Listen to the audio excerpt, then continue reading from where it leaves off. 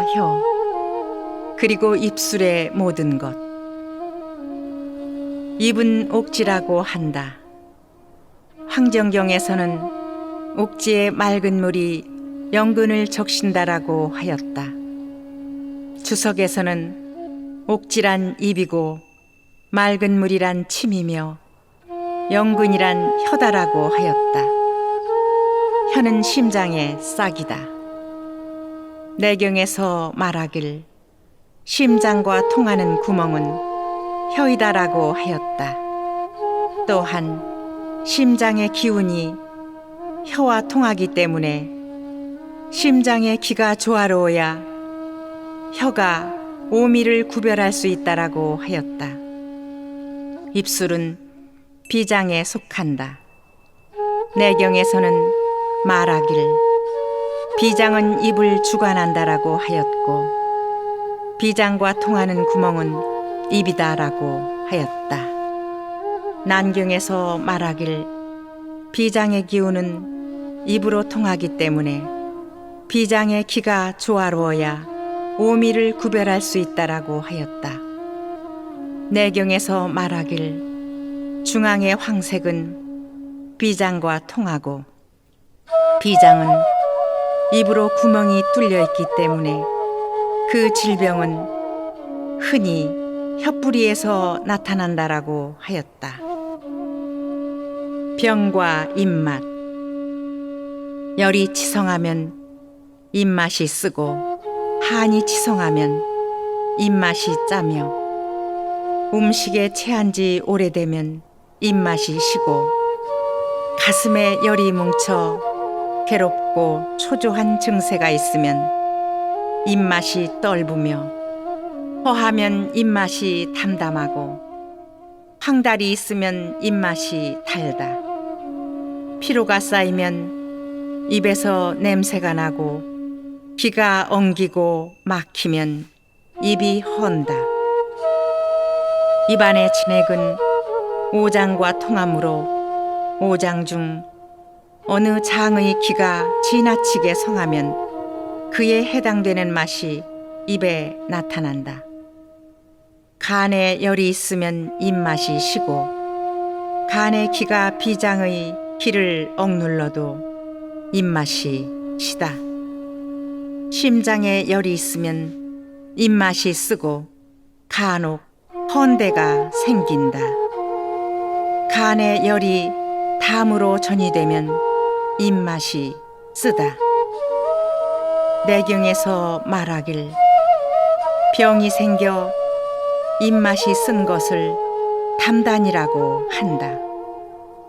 이런 사람은 여러 가지 생각을 많이 하면서도 결단을 내리지 못하기 때문에 담이 허해지고 그 기가 위로 넘쳐 올라가서 입이 쓴 것이다라고 하였다. 비장에 열이 있으면 입맛이 달고 냄새가 나기도 한다. 위에 열이 있으면 입맛이 달고 위가 허하면 입맛이 담담하다. 폐에 열이 있으면 입맛이 맵고 신장에 열이 있으면 입맛이 짜다. 지독한 입냄새와 입맛이 헌 것. 입에서 냄새가 나는 것은 위에 열이 있기 때문이다. 입냄새는 열기가 가슴에 몰려 있다가 잠복된 열을 끼고 입으로 올라오기 때문에 생긴다. 가슴 속에 허와나 울열이 쌓여 있으면 입냄새가 난다. 신경을 너무 썼거나 기름진 음식을 많이 먹어서 숨 쉴 때 비린내가 나는 경우도 있고 고기를 많이 먹어서 가까이 갈 수 없을 정도로 입냄새가 나는 경우도 있다. 어떤 사람이 입냄새가 심한 병을 앓았는데 마치 변소에 간 것 같아 친척들조차도 마주보고 말하려 하지 않았다.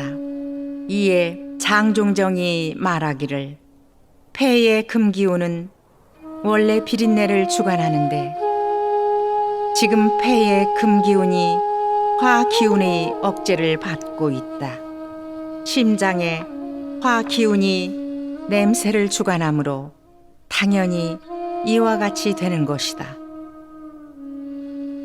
이것이 오래되면 썩은 냄새로 변하는데 썩은 냄새는 신장이 주관한다.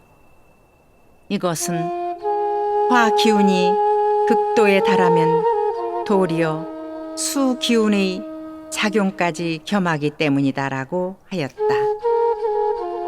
구미란 입안이 헌 것이다. 내경에서 말하길 방광의 열이 소장으로 전이되면 장이 막혀서 대변을 보지 못하고 위로는 입이 헌다라고 하였다. 입이 헐어 붉게 되는 것은 심장에 열이 있기 때문이고 허옇게 되는 것은 폐에 열이 있기 때문이다. 입술의 병들. 입술은 비장에 속하므로 비장에 풍사가 있으면 입술이 떨리고 한사가 있으면 오므라들며 열사가 있으면 마르고 갈라진다. 혈이 부족하면 혈색이 없고 기가 옳체되면 헐면서 붓는다. 그러므로 입술에 병이 생기면 그 증상에 따라 비장을 치료하는 것이 좋다. 입술이 헐어서 오랫동안 차도를 보이지 않는 경우에는 음력 8월에 쪽잎을 짓지어 즙을 내고 그것으로 씻어주면 사흘이 지나지 않아 차도를 본다. 또한 흰 연꽃잎을 붙여도 신기한 효험이 있는데 입술이 터져서 피가 나오는 것도 곧 멎게 한다. 입술이 조여들어 벌리지도 못하고 다물지도 못하며 음식을 먹지 못하는 것은 빨리 치료하지 않으면 위험하다. 이것은 기이한 병으로서 견순이라고도 하고 기인순이라고도 하며 심순이라고도 한다. 혀의 병들. 심장, 간, 신장 세 경맥에 사기가 침범하면 혀가 말려들어 말을 하지 못하게 된다. 칠정에 기가 몰리면 혀가 부어 말을 하지 못하게 된다. 심장에 열이 있으면 혀가 터져서 헌대가 생기고 간의 기운이 막히면 출혈이 샘솟듯 하며 비장의 기운이 막히면 백태가 눈처럼 끼는데 이것은 다 혀에 병이 생긴 것이다. 혀가 부어 입안에 가득 차서 숨을 내쉬지 못하는 것을 목설이라고 한다. 목설은 심장과 비장에 열이 몰려서 생긴다. 어떤 노인이 혀뿌리가 부어올라서 점차 입안에 가득 차게 되어 몹시 위험하였다. 대인이 보고 말하길 피가 몰려서 실해진 것은 터트려야 한다라고 하면서 피침으로 하루에 8, 9차례 찔러서 피를 약 2-3잔 빼냈다. 점차 부은 것이 빠지면서 통증도 줄어들었다. 혀는 심장의 상태가 겉으로 나타나는 곳인데 심장은 피를 주관하기 때문에 피를 빼주면 낫는 것이다. 혀가 나와서 들어가지 않는 것을 양강이라고 하고 혀가 오그라들어서 말을 하지 못하는 것을 음강이라고 한다. 어떤 부인이 아이를 낳고는 혀가 나와서 들어가지 않았다. 그를 본 주진이 주사를 혓바닥 위에 붙이고 아이 낳는 모습을 취하게 한 다음 여자 2명에게 그 부인을 붙들고 있게 하였다. 그리고 벽 밖에 질그릇을 올려놓았다가 떨어뜨려서 소리가 나게 하였는데 소리를 듣자마자 혀가 줄어들었다. 혓바늘이 돋는 것은 열이 심하게 뭉쳤기 때문이다. 혀가 마르고 껄끄러우며 속이 나무의 가시처럼 혓바늘이 돋은 경우에는 생강을 두껍게 썰어 꿀을 발라 혓바닥을 문질러주면 혓바늘이 금세 사라진다. 입에 생긴 황당 사건들. 턱뼈가 빠졌을 경우에는 환자를 앉힌 다음 손으로 뺨을 110여 번 비벼주고 입을 벌리게 한다. 그 다음 양쪽 엄지손가락을 환자의 입에 넣어 어금니에 대고 나머지 양쪽 손가락으로 아래턱을 잡고 밀어 넣으면 곧 턱이 들어가 바르게 된다. 하프마다 아래 턱뼈가 어긋나 입을 벌리지 못할 때에는 다른 사람이 2 손으로 턱을 당겼다가 천천히 밀어 넣으면 다시 들어간다. 이때 반드시 손가락을 빨리 꺼내지 않으면 물려서 상할 우려가 있다. 영추에서 말하길 황제가 사람이 스스로 혀를 깨무는 것은 어떠한 원인이 그렇게 만드는 것입니까? 라고 물었다. 이에 기백이 대답하였다. 이는 기가 거슬러 오르면 그것을 따라 경맥의 기가 다 물리기 때문입니다. 소음의 기가 이르면 혀를 깨물고 소양의 기가 이르면 볼을 깨물고 양명의 기가 이르면 입술을 깨물게 됩니다. 라고 하였다. 어른이나 어린이가 우연히 칼을 입에 물고 있다가 혀를 베었을 때는 계란 속껍질을 쓴다. 이것을 혀에 씌운 다음 파혈단을 꿀에 타서 혀뿌리에 발라주면 피가 멎는다. 그 다음 꿀에 황납을 묶지도 되지도 않게 타서 계란 속껍질을 씌운 위에 바른다. 그것은 계란 속껍질의 성질이 연하므로 약성을 투과할 수 있기 때문이다. 계속 부지런히 발라주면 3일이면 혀가 다시 붙는데 이렇게 되면 단지 속껍질을 떼어버리고 단지 꿀에 황납을 타서 자주 발라주기만 하여도 7일이면 완전히 낫는다. 다니다가 넘어져서 혓바닥이 뚫렸거나 끊어져서 피가 멎지 않고 나올 때는 거위 깃털에 쌀 식초를 묻혀 끊어진 곳에 자주 발라주면 피가 멎는다. 입과 혀의 진단법과 단방들. 비장이나 폐의 병을 오래 앓으면 허해져서 입술이 하얗게 된다. 혈기가 부족하고 냉기가 침범하면 입술이 푸르게 된다. 이마가 검으면서 입술이 푸른 것은 한증이다. 비장 경맥에 기가 끊어지면 입술이 뒤집어진다. 입술이 뒤집어지는 경우는 죽는다. 입술은 살의 근본인데 입술이 뒤집어진다는 것은 살이 먼저 죽었다는 것이기 때문이다. 어린이가 입안이 헐어서 약을 먹이기 어려울 때는 백반이나 오수유를 가루내어 식초에 갠 후 발바닥에 붙여주어도 효험이 있다.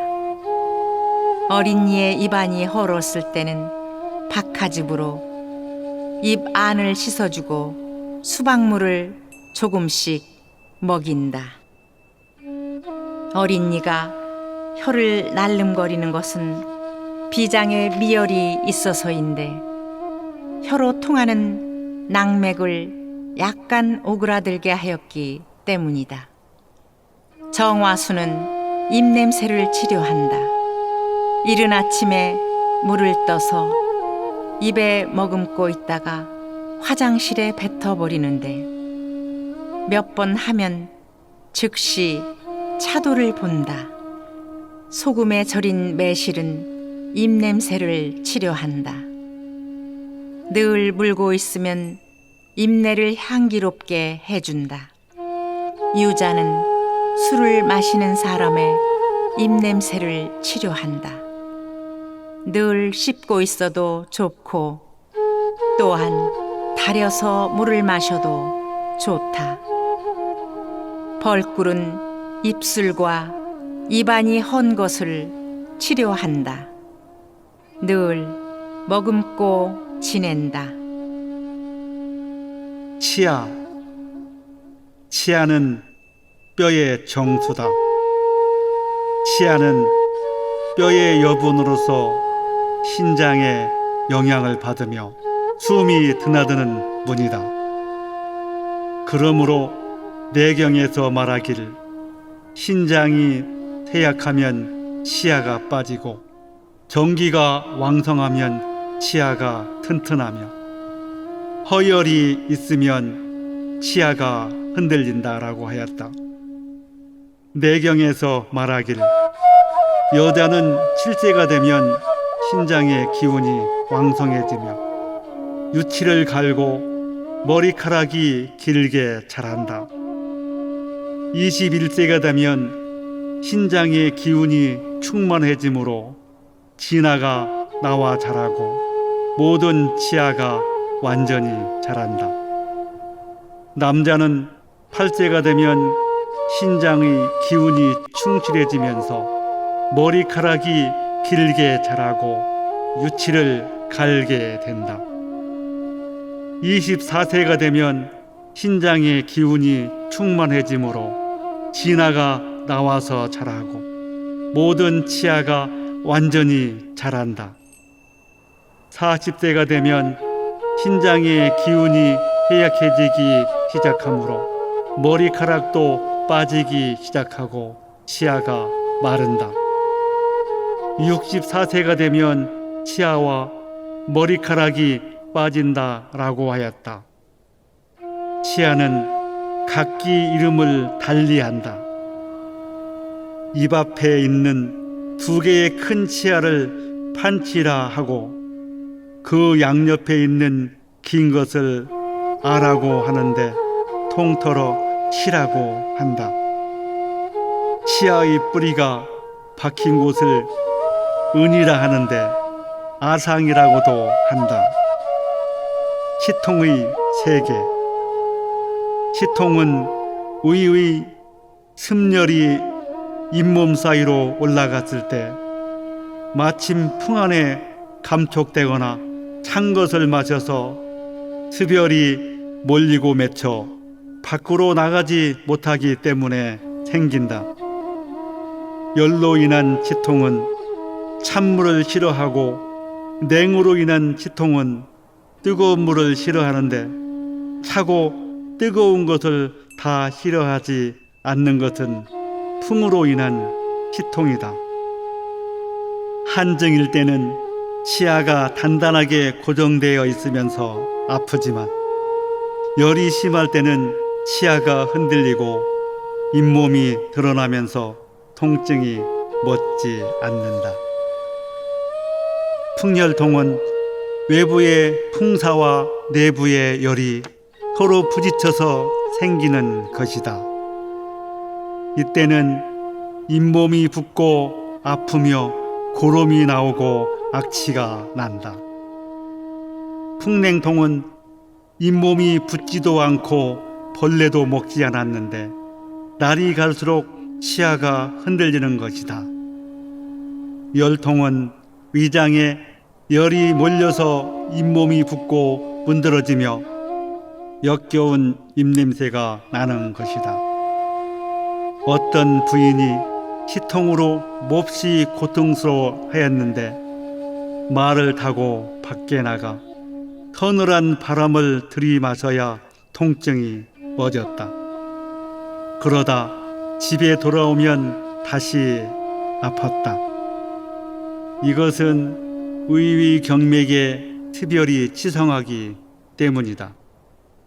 한 통은 찬 기운이 뇌에 침범하여 머리와 치아가 아픈 경우를 말한다. 독담통은 열이 나고 담이 생겨 도끼가 치밀어 올라 경락으로 들어갔을 때 생긴다.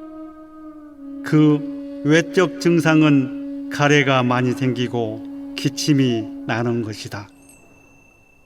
풍열이 잇몸을 공격하여 피가 나고 막힌 어혈을 삭히지 못하여 당기고 아프며 송곳으로 찌르는 것 같은 경우에는 어혈통이다.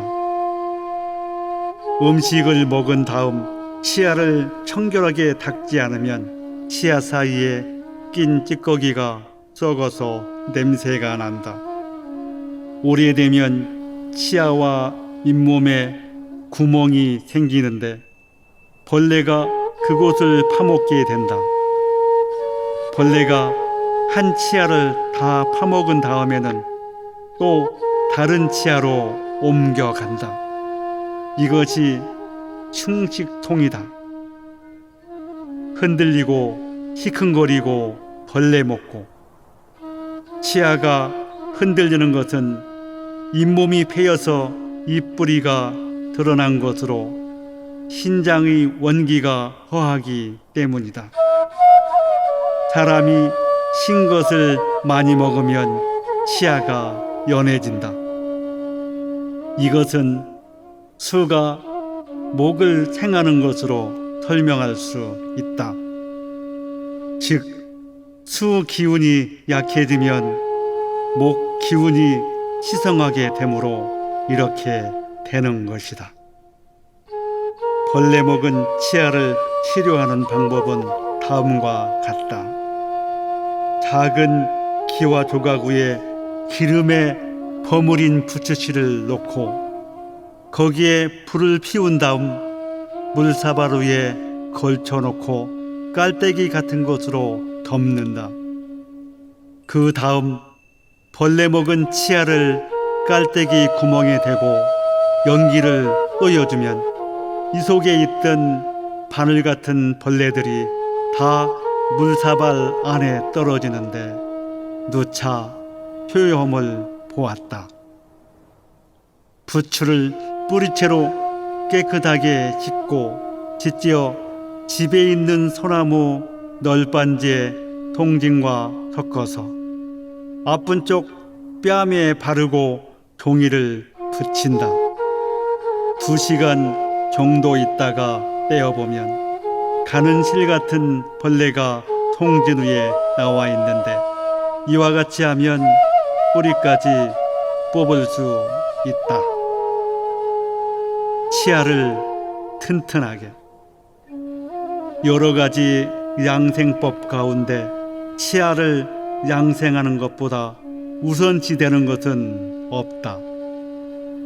양치를 하지 않거나 물로 입안을 가시지 않으면 치아가 상하거나 벌레가 먹는다. 서독이나 주독은 항상 치아 사이에 잠복해 있으므로 때때로 입안을 가시거나 양치하는 것이 좋다. 치아를 아침 저녁으로 맞부딪혀서 신기를 모아야 한다. 갑자기 좋지 않은 일을 당했을 때는 왼쪽 치아를 36번 맞부딪혀야 하는데 이것을 타천종이라고 한다. 나쁜 병독을 예방하려면 오른쪽 치아를 맞부딪혀야 하는데 이것을 추천경이라고 한다. 정신을 수양하려면 앞쪽 치아를 맞부딪혀야 하는데 이것을 명청고라고 한다. 사람들이 입병을 앓을 때 과일과 채소를 먹지 못하는 이유는 입뿌리가 모두 드러났기 때문이다. 이런 경우에는 끓인 소금물로 양치한 다음 치아를 맞부딪히면 잘 낫는다. 매일 새벽에 일어나서 소금 한 줌을 입안에 넣고 따뜻한 물을 머금고 치아를 문지른다.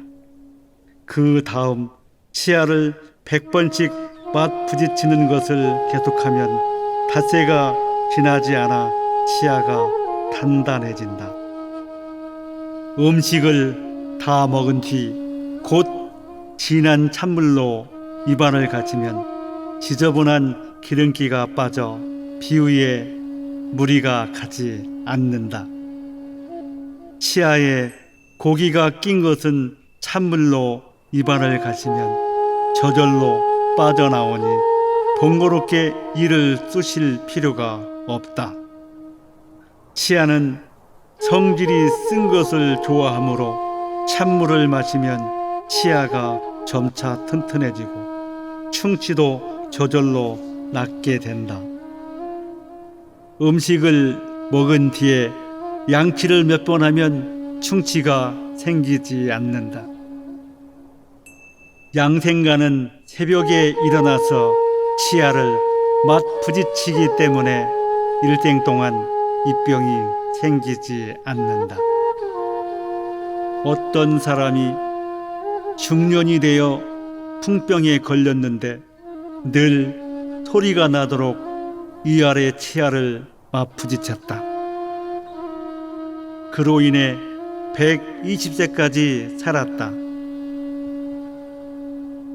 목구멍 음식물과 숨의 통로.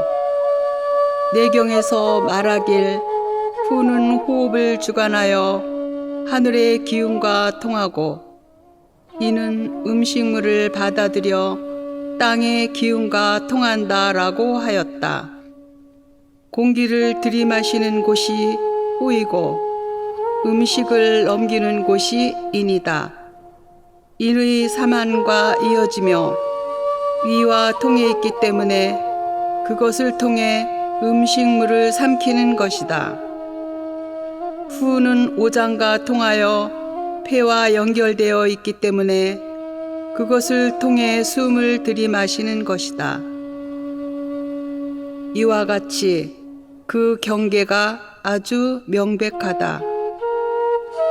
인과 후, 회음과 혀, 이 네 가지는 다 하나의 문에 있으나 그 작용은 각기 다르다.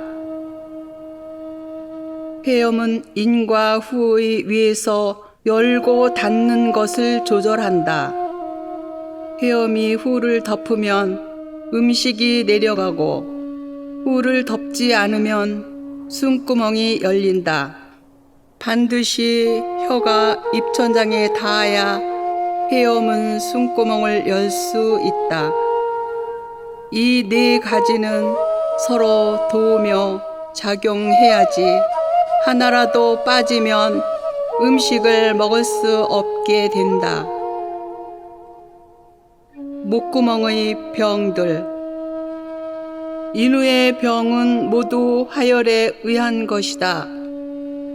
비록 여러 가지 종류가 있고 경중의 차이가 있지만 그것은 모두 화 기운이 미약한가 심한가에 따라 이름 붙인 것이다. 화 기운이 약하거나 가벼우면 천천히 치료해도 되지만 심하거나 급하면 침을 놓아 피를 빼주는 것이 가장 좋은 방법이다. 호흡이란 목구멍으로 숨이 잘 통하지 않고 목소리가 나오지 않는 것이다. 이것은 하늘의 기운이 막혔기 때문이다. 후비는 대체로 담이 몰리고 거기서 발생한 열에 의해서 생긴다. 손조라는 의사가 반원종의 급성 후비를 치료할 때 반돈 정도의 약을 목구멍에 불어 넣었는데 잠시 후 피고름을 토하더니 곧 나았다고 한다. 반원종이 고마워하며 말하기를 몹시 위급한 병이었던지라 선생이 아니면 구하지 못했을 것이고 그 약이 아니면 고치지 못했을 것입니다 라고 하였다. 그리고 돈 100냥을 주면서 그 처방을 알려달라고 하였다. 그러나 손조는 저와 조가 100반, 황년을 각각 같은 양으로 해서 기왓장 위에 놓고 약한 불에 말려 가루를 낸 것일 뿐입니다라고 알려주고는 돈을 받지 않았다고 한다. 목젖은 목소리가 나오는 관문이다. 만약 장부에 숨어있던 열기가 인으로 치밀어 오르면 목젖이 늘어지면서 붓는다. 목젖은 입천장에 있기 때문에 비록 인후와 직접 연결된 것은 아니지만 목젖이 갑자기 부어오르는 것 역시 인후의 열기 때문이다. 매액기라는 것은 매실심한 한 것이 목구멍을 막아서 뱉으려 해도 나오지 않고 삼키려 해도 넘어가지 않는 증상을 말한다. 지나치게 기뻐하거나 몹시 화를 내면 열이 몰리고 담이 뭉치기 때문에 이러한 병이 생기는 것이다. 남자나 여자가 가슴과 목구멍 사이에 매액기가 생겨서 아플 때는 매사에 성내지 않고 찬 음식을 먹지 말아야 한다. 목구멍 병의 치료. 어떤 부인이 회염 부위가 부었는데 침을 맞으려고 하지 않았다. 범구사가 말하길 나에게 약이 있는데 반드시 새 붓으로 약을 찍어 발라야 한다고 하면서 붓 끝에 침을 감춘 다음 침으로 찔러서 피를 나게 하니 곧 나았다. 인후가 갑자기 막히는 것은 다 상하에 속하는데 이때는 오직 돌침으로 피를 빼주는 것이 제일 상책이다. 대체로 목구멍이 막혀 위급하게 되었을 때는 빨리 침을 써서 피를 빼주고 담을 사귀고 토하게 하는 것이 중요하다. 만약 느릿느릿하고 급히 구하지 않으면 죽게 된다. 백반은 인후가 막힌 것을 치료한다. 도라지는 인후통과 후비를 치료한다. 달걀은 인후를 틔워주고 또한 인후가 막힌 것을 치료한다. 무즙은 후비로 음식을 넘기지 못하는 것을 치료한다. 배즙은 후비로 열이 나면서 아픈 것을 치료한다. 목을 따뜻하게 하라. 앞목을 경이라 하고 뒷목을 항이라 한다. 내경에서 말하길 방광의 경맥은 모든 양의 경맥을 동설한다. 그 경맥은 풍부혈에 이어지므로 풍부혈이 모든 양의 길을 주관한다 라고 하였다. 그러므로 풍부는 한기가 처음 들어오는 곳이다. 북쪽 사람들은 모두 털로 목을 감싸고 남쪽 사람들도 허약할 때는 비단으로 목을 감싸는데 속칭 삼각이라는 것이 이것이다. 허약한 사람은 반드시 목덜미를 감싸는 것이 좋다. 뻣뻣한 목과 담방들. 목이 당기고 뻣뻣한 증상은 다 습한 기운에 의한 것이다. 목은 방광의 경맥에 속한다. 신장의 경맥과 방광의 경맥은 표류관계이다. 그러므로 방광의 경맥이 풍습을 받으면 목이 뻣뻣해지고 아프며 몸이 뒤로 젖혀지는데 이것을 지병이라고 한다. 어떤 사람이 힘줄이 당겨서 목을 잘 돌리지 못하는 증상을 알았는데 오후에 발작해서 저녁때가 되어야 안정되곤 하였다.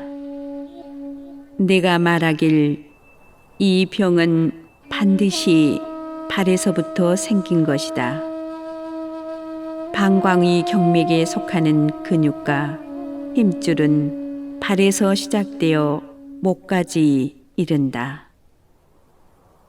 또한 근육과 힘줄은 간의 경맥과 배합된다. 해가 남쪽에서 서쪽으로 기울어질 때는 음기가 왕성하고 양기가 쇠약해지는 때이다.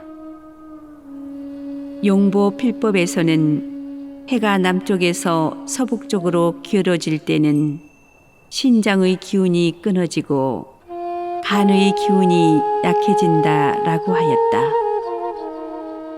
따라서 이때는 간과 신장 두 장기가 음기를 받아서 발작하는 것이다 라고 하였다. 검은 콩은 머리와 목덜미가 뻣뻣해서 잘 돌리지 못하는 것을 치료한다. 검은 콩을 쪄서 자루에 넣고 베개로 베면 좋다. 복숭아 나뭇잎은 풍으로 목이 뻣뻣하여 돌아보지 못하는 것을 치료한다. 복숭아 나뭇잎을 뜨겁게 쪄서 자루에 넣은 다음 목덜미 위에 대고 찜질해주면 좋다. 등은 정기의 통로다. 등에 있는 삼관이란 무엇인가? 뒷머리를 옥침관, 척추 양옆을 녹로관, 몸의 수기운과 화기운이 맞닿는 곳을 미려관이라 한다. 삼관은 모두 정기가 오르내리는 길이다. 사람의 척추는 24개의 마디로 되어 있다. 그 마디의 끝을 미려혈이라고 한다. 미려혈이 있는 뼈의 끝은 녹인 금속을 떨어뜨렸을 때와 같이 둥글게 생겼다. 그 위에는 9개의 구멍이 있는데 안팎으로 서로 통하게 되어 있다. 바로 이곳이 이환궁이다. 등병은 폐병이다. 등은 심장과 폐가 거처하는 곳이다. 그러므로 등이 구부러지고 어깨가 굽으면 심장과 폐의 기운이 상하게 된다. 어깨와 등이 아픈 것은 폐와 연관된다. 내경에서 말하길 가을에는 서쪽에서 바람이 불고 병은 흔히 폐에 생긴다. 폐 경맥의 기는 어깨와 등으로 흐른다. 그러므로 가을에는 병이 흔히 어깨와 등에 나타나는 것이다 라고 하였다. 폐에 병이 있는 사람은 숨이 차고 기침을 하며 기가 치밀어 오르고 어깨와 등이 아프면서 땀이 난다. 또 신장에 병이 나면 어깨, 등, 목이 아프다. 등이 아픈 것은 지나치게 과로해서 생기는 것이다. 따라서 기술자나 선비, 부인들 가운데서 각고의 노력을 기울이는 사람들에게 많이 생긴다. 색욕이 지나친 사람에게도 잘 생긴다. 엉덩이 끝이 아픈 것은 음이 부족하고 화 기운이 방광으로 몰렸기 때문이다. 등이 오싹오싹한 것은 탐음 때문이다. 장준경이 말하길 명치 밑에 정체된 탐음이 있으면 등이 오싹오싹하면서 얼음같이 차다라고 하였다. 등에서 매일 실처럼 한 줄로 한기가 일어나는 것은 담이 있기 때문이다. 등에서 열이 나는 것은 폐에 속한다. 폐가 상초에 있기 때문에 등에서 열이 나는 것이다. 가슴, 심장과 비장 사이. 사람의 가슴은 호흡한 기가 지나는 곳이며 음식물이 지나가는 곳이다. 그 조절 기능이 한번 잘못되면 질병을 일으키는 기운이 가슴으로 들어와 나쁜 징조가 생기기 때문에 흉이라고 한다. 격은 막는다는 뜻이다. 탁한 기운을 막아서 위에 있는 심장과 폐를 보호하기 때문에 격이라고 한다. 경막은 심장과 폐 아래에 있고 등, 척추, 가슴, 배가 그 주위를 둘러싸고 있는데 이것들은 서로 붙어 있어서 장막을 쳐놓은 것처럼 새어나갈 틈이 없다. 목구멍 아래로부터 경막 위를 통틀어서 가슴이라고 한다. 가슴의 통증들, 심통과 위안통. 심장은 모든 장부의 군주이므로 혼상시켜서는 안 된다. 심장에 병이 나서 신진통이 생기면 손발에 차가운 기가 팔꿈치와 무릎 관절까지 이르게 된다. 아침에 발작하면 저녁에 죽고 저녁에 발작하면 아침에 죽는다. 개심통은 칠정으로 인해 심장이 몹시 두근거리고 불안하며 가슴이 아픈 것이다. 식심통은 날 것이나 찬 음식을 먹었거나 음식물을 많이 넘겨서 가슴이 아픈 것이다. 시쳇말로 심통이라 하는 것은 잘못된 것이다. 대략 9가지 심통이 있는데 그 원인을 잘 살펴보면 모두 위안에 있는 것이지 사실 심장에 있는 것이 아니다. 위안이 아프면서 심장까지 아픈 것은 비장이 심장과 연결되어 있기 때문에 아픈 것이다. 식적 위안통은 음식을 지나치게 먹고 적체되었기 때문에 아픈 것이다.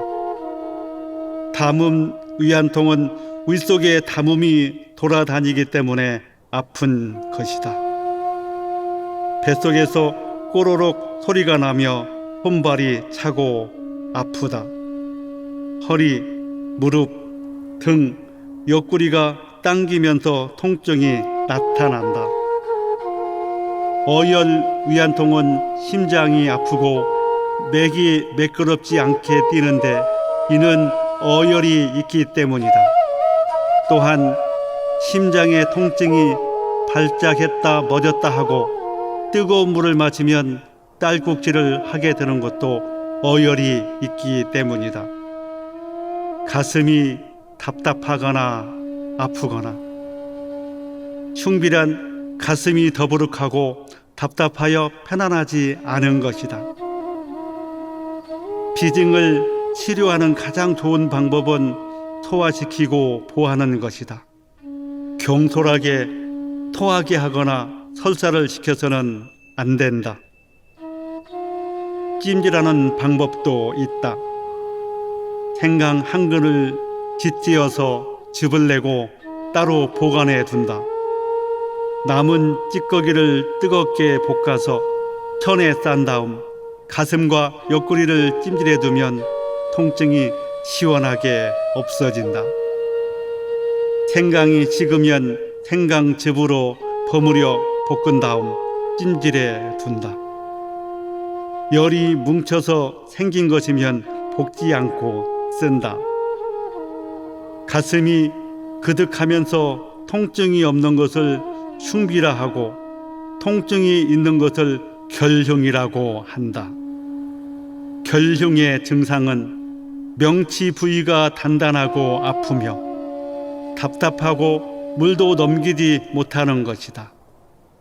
또한 몸을 젖힐 수는 있어도 구부리지는 못한다. 감정으로 가슴의 통증을 치료한다. 실정이란 기뻐하는 것, 성내는 것, 근심하는 것, 생각하는 것, 슬퍼하는 것, 놀라는 것, 두려워하는 것을 말한다. 지나치게 기뻐하면 기가 흩어지고 지나치게 성내면 기가 올라가며 지나치게 근심하면 기가 가라앉는다. 지나치게 생각하면 기가 뭉치고 지나치게 슬퍼하면 기가 소모되며 지나치게 놀라면 기가 어지러워지고 지나치게 두려워하면 기가 내려간다. 그 가운데서 육정은 모두 가슴을 답답하게 하여 통증을 만든다. 그러나 기뻐하는 것만은 기를 흩어지게 하여 육정으로 울결된 것을 풀어주므로 통증을 먹게 할 수 있다. 식성지역의 사우라는 사람은 부친이 적에게 피살되었다는 소식을 듣고 크게 슬퍼하면서 통곡하였다. 통곡이 그치자 가슴에 통증을 느끼게 되었다. 날이 갈수록 더해지다가 한 달쯤 지나자 잔을 엎어놓은 것 같은 덩어리가 생겼다. 감당할 수 없이 아파서 온갖 약을 써보았으나 효과가 없었다. 대인이 무당을 불러 우스갯소리를 한참 늘어놓아 환자를 웃기게 하였다.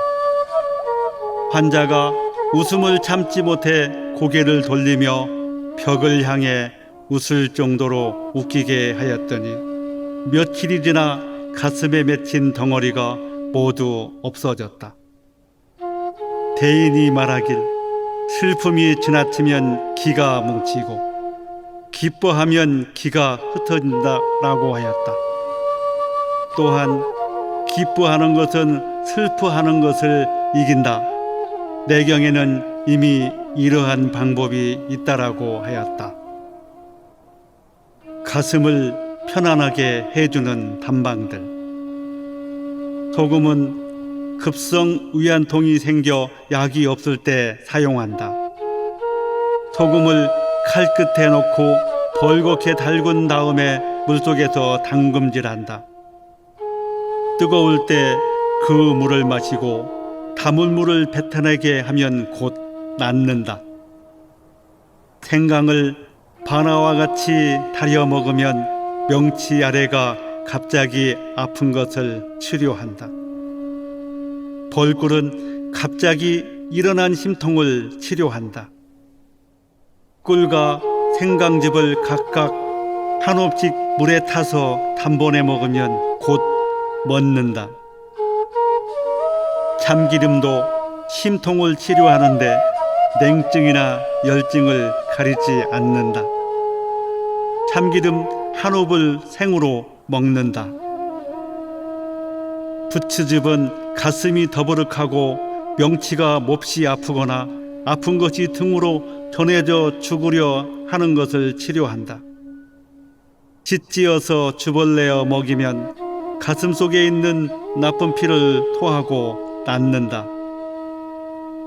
달걀은 가슴의 통증을 치료한다. 달걀 한 개를 깨서 좋은 식초 2웃과 섞어 데운 다음 단번에 먹으면 곧 낫는다. 젖가슴. 남자는 음경, 여자는 유방이 근본이다. 남자에게는 음경이 중요하고 여자에게는 유방이 중요하다. 위 아래로 이치가 다르지만 생명의 근본이 되는 것은 한 가지이다. 여자는 음기에 속하는데 음이 극에 이르면 반드시 아래로부터 위로 올라오기 때문에 유방은 커지고 음부는 오그라든다. 남자는 양기에 속하는데 양이 극에 이르면 반드시 위로부터 아래로 내려가기 때문에 음경은 늘어지고 유두는 오그라든다. 남자의 젖가슴에 생긴 병과 여자의 젖가슴에 생긴 병은 약간 차이가 있다. 여자는 간과 이를 상해서 젖가슴에 병이 생기고 남자는 간과 신장이 상해서 젖가슴에 병이 생긴다. 성을 내서 화기운이 일어나거나 방사가 지나쳐서 간과 신장이 허약해져도 멍울이 생기면서 붓고 아프다. 출산 후 젖줄을 확보하라. 젖이 나오지 않은 데에는 2가지 이유가 있다. 기혈이 왕성하여 젖이 울리고 막혀서 나오지 않는 경우가 있고, 기혈이 부족하여 젖이 말라서 나오지 않는 경우가 있다. 기혈이 부족하면 채워주고 기혈이 넘치면 소통시켜 주어야 한다. 여러 번 출산하여 젖이 나오지 않는 경우는 진액이 고갈되었기 때문이다. 이럴 때는 반드시 진액을 채워주는 약을 써서 젖이 나오게 해야 한다.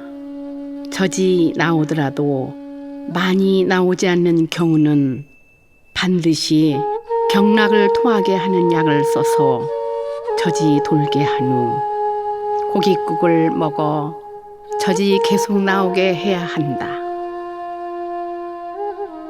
출산 후에는 유방을 부지런히 주물러서 젖이 나오게 해야 한다. 젖이 고이도록 해서는 안 된다. 젖이 고여서 없어지지 않으면 더러운 즙이 뭉치고 열이 몹시 나며 단단하게 뭉치면서 아프다. 갈증이 나면서 물을 들이켜며 젖가슴이 붓고 팽팽해져서 손댈 수 없이 아프다. 이것을 투유라고 한다. 이것이 종기는 아니다. 급히 양쪽 손 어제열에 14장씩 뜸을 떠서 종기가 되려는 것을 막아야 한다. 그러면 젖가슴에 손을 대도 아프지 않고 젖은 저절로 나오게 된다. 이때 조금만 눌러주면 젖이 왈칵 나오는데 모두 고름과 같다. 출산 전에 젖이 저절로 나는 것을 유읍이라 한다. 이런 경우 아이를 낳으면 대개 잘 자라지 못한다. 산후에 젖이 저절로 나오는 것은 대개 몸이 허약한 것이기 때문이다. 보약을 먹어서 먹게 해야 한다. 갓난아이가 없는데도 유방이 불어나면서 아플 때는 젖이 나지 않게 해야 한다. 엿기름 두냥을 볶아 가루를 낸다. 4첩으로 나누어 한 첩씩 끓인 물에 타 먹는다. 산후에 젖가슴이 팽팽하게 불어나면 엿기름 가루를 미음에 타서 복용하면 저절로 가라앉는다. 유방에 생기는 질병들. 유방에는 위의 경맥이 지나가고 유두는 간의 경맥에 속한다. 젖을 먹이는 부인이 몸조리할 줄을 몰라서 몹시 분노하여 기가 치밀어 오르거나 우울하고 괴로워해 기가 막히거나 너무 기름진 음식을 먹으면 간 경맥의 혈이 운행되지 못한다. 따라서 구멍이 막혀 젖이 나오지 않게 된다. 또한 이 경맥에 혈이 끓어올라 열이 심해져 고름이 생긴다. 갓난아이의 가슴에 담이 뭉쳐 있으면 입김이 뜨거워진다. 이 상태에서 아이가 젖을 문 채 잠들면 열기가 젖에 들어가서 단단한 멍울이 생긴다. 이것을 치유라고 한다. 치유가 생긴 초기에는 통증을 참고 주물러서 멍울을 풀어준 다음 젖을 물려서 나오게 하면 멍울이 저절로 없어진다. 이 시기를 놓치고 치료하지 않으면 반드시 커다란 종기가 된다. 유옹은 대부분 기름진 음식을 지나치게 먹어서 생긴 담이나 습열로 인한 담이 가슴에 쌓였다가 고여있는 젖과 마주쳐 생긴다. 아기의 더운 입김이 젖에 들어가거나 성낸 기운이 급격하게 유방에 몰려서 생기기도 한다. 재빨리 치료한다면 바로 없어진다. 월경이 있는 나이에는 경미한 병이지만 5, 60세 이후 월경이 없을 때는 가볍게 보아서는 안 된다. 바위덩이 같은 근심이 암을 만든다. 부인이 근심하고 성내며 억울한 일이 오랫동안 쌓이고 쌓이면 비장의 기운이 약해지고 간의 기운이 뻗친다. 이렇게 되면 유방에 자기도 모르게 납작한 바둑들과 같은 멍울이 생긴다. 아프지도 가렵지도 않다가 10여 년이 지난 뒤에 골마 터지면서 그 자리가 푹 꺼져버린다. 이것을 내암이라고 한다. 그 모양이 오목하게 꺼져 들어가 마치 바위 구멍과 비슷해서 붙은 이름이다. 이렇게 되면 치료할 수 없다. 초기에 병의 뿌리를 없애려면 마음을 맑게 하고 정신을 안정되게 한 뒤에 치료해야 나을 수 있다. 60세의 어떤 부인이 성질이 급하고 질투심이 많았다. 갑자기 왼쪽 유방에 바둑돌 크기의 멍울이 생겼는데 통증은 없었다. 인삼을 달인 물에 청피와 감쪽가루를 타고 생강즙을 넣어 하루에 5-6번에 걸쳐 조금씩 먹었다. 67날이 되자 멍울이 없어졌다. 젖가슴을 위한 단방들. 팥은 젖을 나오게 한다. 물에 달여 마시면 고운 나온다. 돼지족발은 부인의 젖줄을 잘 통하게 한다. 치유와 투유를 치료하는 찜질법은 다음과 같다. 뿌리 달린 팥뿌리를 잘 찢지어 환부에 붙인다. 잿불을 담은 질그릇을 그 위에 놓고 2시간 동안 찜질하여 땀을 내면 낫는다. 말을 날것으로 쓰면 치유로 붓고 아픈 것을 치료한다. 말을 짓지어 붙이면 곧 사라진다. 사라지면 빨리 떼어내야 한다. 그렇지 않으면 살이 썩을 수도 있다. 민들레는 투이와 유용으로 붓고 아픈 것을 치료한다. 깨끗이 씻어서 찢지은 뒤 인등과 함께 진하게 달인다. 술을 조금 넣고 먹으면 곧 잠이 오는데 이것은 약효가 나는 것이다. 잠을 자고 나면 곧 편안해진다. 배. 땅을 산 사촌이 없는데도 배가 아픈 까닭. 배꼽 위를 윗배라 하고 배꼽 아래를 아랫배라 한다. 비장과 이는 증초를 주관하는데 윗배와 아랫배에 그 상태가 드러난다. 윗배가 아픈 것은 대부분 음식에 체한 것이나 외부의 사기 때문에 생긴다. 배꼽 주변이 아픈 것은 대부분 열이 쌓이거나 담이 뭉쳐서 만들어진 화기운에 의해 생긴다. 아랫배가 아픈 것은 대부분 어혈과 담, 소변이 잘 나오지 않는 것에 의해 생긴다. 명치에서 아랫배까지 단단하고 그득하면서 아픈 것은 사기가 왕성하기 때문이다. 반드시 설사시켜야 한다. 산 기운이 쌓이면 복통이 된다. 어떤 농부가 술과 밥을 실컷 먹고 길에서 잤다. 날이 밝자 배가 침으로 찌르는 듯이 아프기 시작하였다.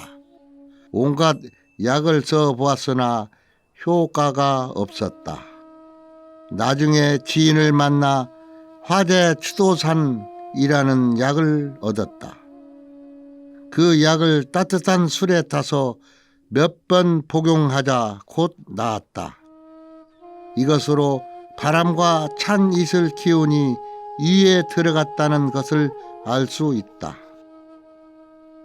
뱃가죽이 아픈 것은 신장의 기운이 부족하여 물이 잘 돌지 못하는 데다 술과 국수를 지나치게 먹었기 때문이다. 이로 인해 술과 물이 뱃속에 모이고 국수의 독이 다시 그 기운에 얽혀서 기가 도는 것을 막게 된다. 그 때문에 물이 뱃가죽에 스며들어 아프게 된 것이다. 배에서 소리가 나는 것은 위에 병이 있기 때문이다. 비장의 기가 허하면 배가 그득하고 배에서 소리가 난다. 뱃속에서 물소리가 나는 것은 몸 안의 화기운이 수기운을 격동시키기 때문이다.